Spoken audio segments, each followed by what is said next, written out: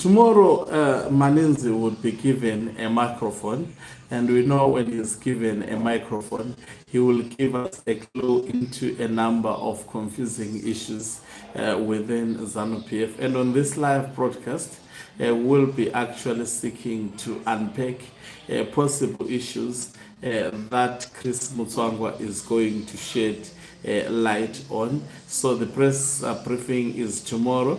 That is 1100 hours to be precisely, and the presser shall be held at the ZANU-PF headquarters, according to communique that has been issued by Farai Muroiwa Marapira. Greetings and welcome to your lovely channel, the Hlonipani Global News. If you're watching us for the very first time, please do remember to press the red or black subscribe button so that next time when we beam live, you become the very first one to watch us. So Chris Mutsvanga would be given microphone tomorrow by ZANU-PF. What are the possible issues that he will touch on? Firstly, we know there is actually serious infighting in ZANU-PF between Gudawashe Takurei as well as also Tungwarara, who seems to have actually crossed the interest of Gudawashe Takurei. There is a co-option that happened in Manicaland, and that co-option, according to Myaradzi Machacha, it should not see the light of the day. But Chris Mutsvanga came out guns blazing, saying it is the Politburo which will decide on the matter. Some have suggested that the wife of Emerson Dambudzo Mnangagwa prefers Tungwarara to be co-opted into the Central Committee rather than the favorites of Gudawashe Takurei, a new factionalism that is emerging on top of the retired General Chwenga as well as the Mnangagwa factions. So that is the issue where Chris Mutsvanga will actually shed some light, his views on that matter.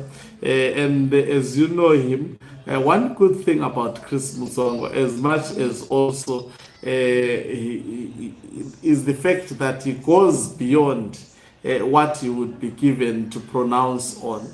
Definitely he will give us some insights, more insights, especially if we have good journalists who are going to press him and find out what is happening in ZANU-PF. If they quit, whether he will be shouting, but we will get some idea.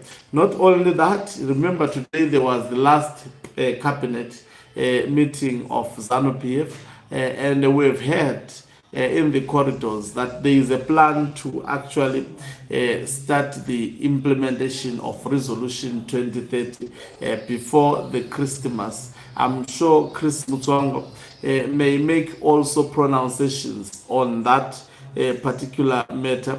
I wish the journalist would also quiz him around what we saw, acts of witchcraft as well as acts of actually practicing rituals at the parliament precinct in Zimbabwe. I hope he will be in a position to also answer that. So there is an issue of Gudawashe Takurei, and also there is a possible issue of 2030 term extension bill update being done by Gudawashe Takurei. We know that when he comes through, there are certain individuals whom he is going to seriously hammer, and we wait who exactly is that particular individual that will find himself receiving the missiles from Maninze. So tomorrow, I think it promises to be one of those days we will be discussing more about this particular issue. So that is what would be at the center. I wish also journalists could quiz Chris Mutsvanga about the military changes that have been effected by Emerson Dambudzo Mnangagwa, as well as the firing of some of the ministers of Emerson Dambudzo Mnangagwa. I hope he will also shed some light Definitely, it will be an explosive press briefing. The year is almost coming to an end, but you can not tell. And also, I wish you could pronounce on the leave. Mnangagwa is supposed to take a leave.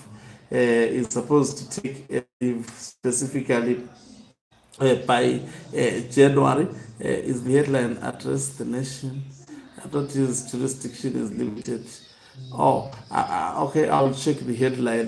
But the press briefing was addressing the nation of ZANU-PF. Okay, I will actually edit that the heading. Thank you very much for that suggestion. So he would be addressing the members of the public about ZANU-PF issues, whether even if you don't like ZANU-PF, if you are interested in knowing what is, I mean, we should know what is happening within ZANU-PF, though we are not members and we are not interested in becoming members, because it is the part that is currently in charge of ZANU-PF at the moment. So we are expecting a lot of explosives into tomorrow's press briefing, maybe mudslinging that would be done. You know, Chris Mutsvanga, he would leave no stone unturned.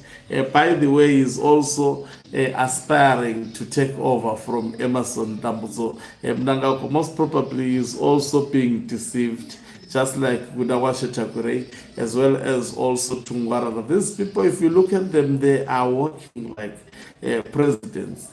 Gudawashe Chakure is, the motorcade that he is using, those vehicles that are normally used by the presidents. Tungwarara, he flies with a helicopter. You would think that it's a government official. He is not a government official, except being called Mnangagwa's special advisor on UAE. But I've never heard anything meaningful that Tungwarara has advised Emerson Dambuzo Mnangagwa on. It is maybe the reason why Mnangagwa has been catastrophically failing to deliver. Just imagine Tungwarara advising Mnangagwa.